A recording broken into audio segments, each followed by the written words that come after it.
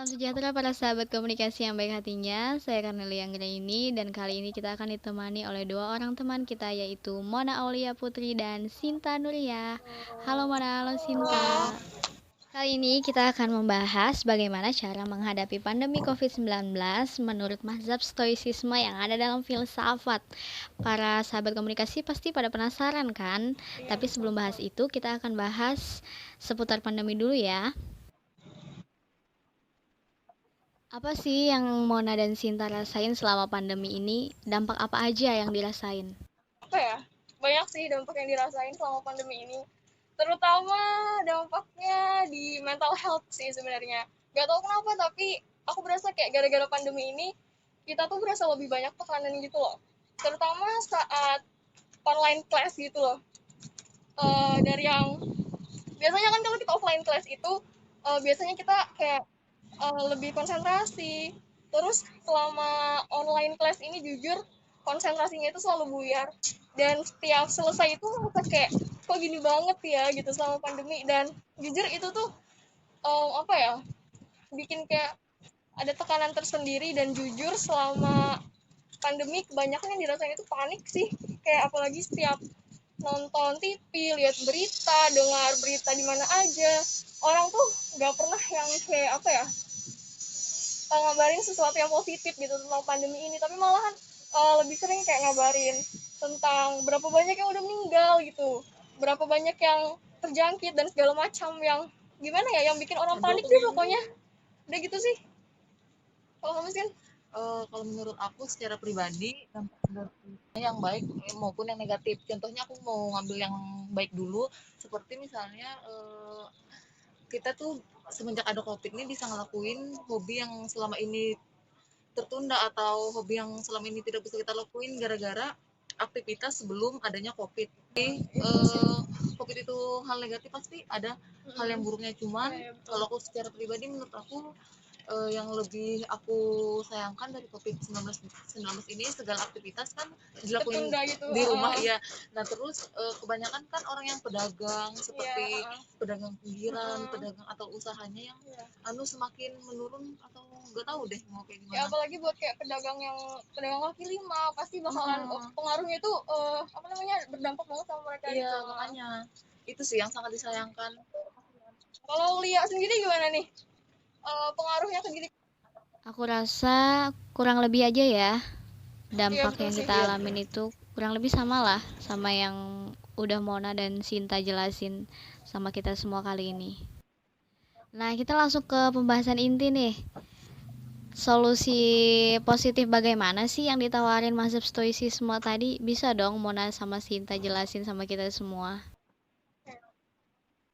Oke, jadi beberapa hari yang lalu kan aku sama kalian ngebahas salah satu website nih yang aku temuin gitu kan, yang berhubungan sama filsafat gitu. Nah, kenapa jadi hari ini kita bahas tentang ini? Karena kita tertarik dong ya sama poin-poin yang ada di website itu gitu.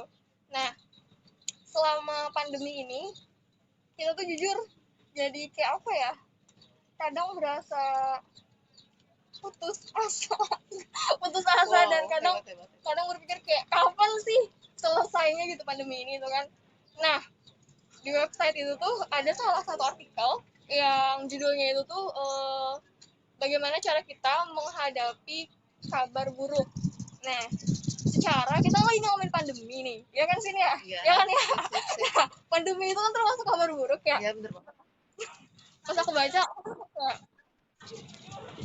berasa kayak setelah baca itu kayak relate banget, dan aku juga udah share ke kalian kan gitu.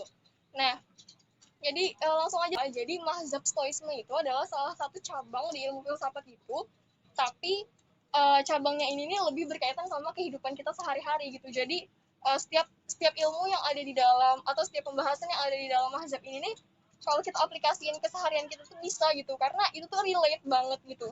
Nah, sama juga yang artikel ini nih yang tentang bagaimana cara kita menghadapi apa namanya, kabar buruk. Jadi di poin pertama tuh dia jelasin kalau kita tuh harus fokus ke diri kita. Kenapa? Karena saat kita fokus ke diri kita, secara otomatis kita tuh bisa apa ya, bisa mengendalikan emosi kita, bisa mengendalikan rasa panik kita gitu.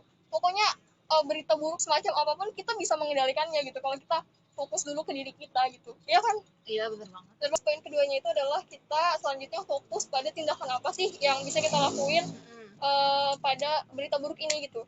Contohnya selama pandemi ini kan kita tuh kayak panik gitu kan, Iya benar.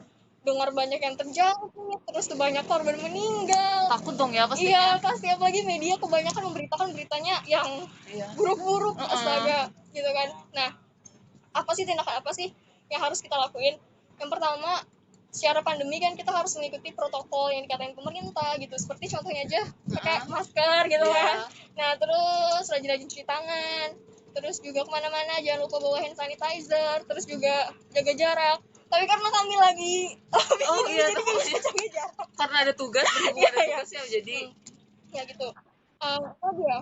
Pokoknya mencoba untuk menekan angka penyebaran gitu sih. Itu sih yang paling yang harus kita lakuin selama pandemi ini, dan itu juga menurut stoisme tadi gitu kan, untuk fokus pada tindakan yang dapat kita ambil selama pandemi ini gitu.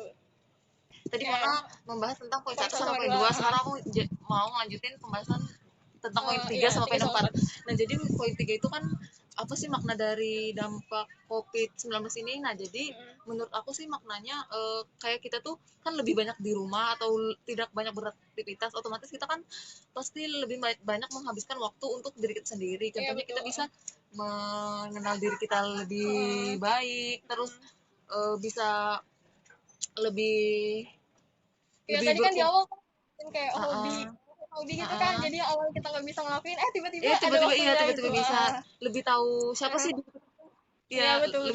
lebih tahu siapa sih diri kita ini sebenarnya. Nah, habis itu juga bisa berkumpul dengan keluarga atau waktunya lebih banyak. Kan kita kan sebelum COVID itu kan pasti Masing-masing, iya masing-masing berjauhan, apalagi berjauhan, anak kos, waktunya cuma sebentar juga. Iya. Itu cuma paling kalau liburan baru. Apalagi anak rantau kayak Iya, kita iya, ya, iya. cocok ya. Nah, habis itu habis poin keempat, gimana sih cara kita mempraktekkan atau cara kita melakukan di kehidupan langsung ya. Iya, betul. Karena gimana ya? Selama pandemi ini ya seperti kita harusnya mengikuti aturan pemerintah seperti mencuci tangan, menjaga jarak, memakai masker, betul. dan jaga jarak. Nah, ini berhubung ada tugas maka Kita nggak bisa ya nggak bisa jaga jarak, maaf ya. Nah gini, ya emang sih. Ya emang itu juga nggak mau. Nah iya sih yang dikatain Sita tadi kan poin keempat harus mempraktekkan gitu. Ya kenapa mempraktekkan? Karena intinya di mazhab stoisme itu tuh fokus kita tuh adalah selain emosi diri atau perasaan kita gitu, kita harus mempraktekkan apa yang ada di mazhab tersebut. Mungkin itu ya empat poin yang udah kita bahas tadi. Yang pertama tadi kita harus fokus sama diri kita. Yang kedua tadi kita harus fokus pada tindakan yang dapat kita lakukan terhadap berita buruk, contohnya kayak pandemi sekarang gitu. Yang ketiga tadi apa sih? Yang ketiga tadi itu maknanya apa aja sih yang kita dapat dari selama pandemi COVID ini? Nah, jadi kalau aku pribadi ya tadi tuh bisa mengenal diri kita lebih dalam atau lebih tahu siapa diri kita sebenarnya. Ya, dan yang keempat tadi kita harus mempraktekkan atau mengamalkannya dalam kehidupan secara langsung. Iya, secara langsung. Wah, makasih banyak banget ya buat Mona dan Sinta yang udah mau berbagi pengetahuannya ke sahabat komunikasi kali ini. Untuk itu, yuk kita mari sama-sama belajar untuk membangun kendali diri, fokus dan tenang atas apa yang terjadi, mengarahkan pandangan ke sisi positifnya situasi, serta jangan lupa persiapkan diri untuk menghadapi titik-titik seperti ini. Kami pamit undur diri. Iya. Salam sejahtera sahabat komunikasi. Salam. Dadah.